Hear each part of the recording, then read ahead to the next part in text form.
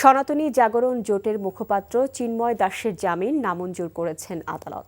সকালে চট্টগ্রাম মহানগর দায়রা জজ মোহাম্মদ সাইফুল ইসলামের আদালতে চিন্ময় কৃষ্ণ দাসের জামিন শুনানি শেষে আদালত নামঞ্জুর করেন। চিন্ময় দাসের জামিন শুনানিকে কেন্দ্র করে চট্টগ্রামের আদালত এলাকায় কড়া নিরাপত্তা ব্যবস্থা নিয়েছে প্রশাসন।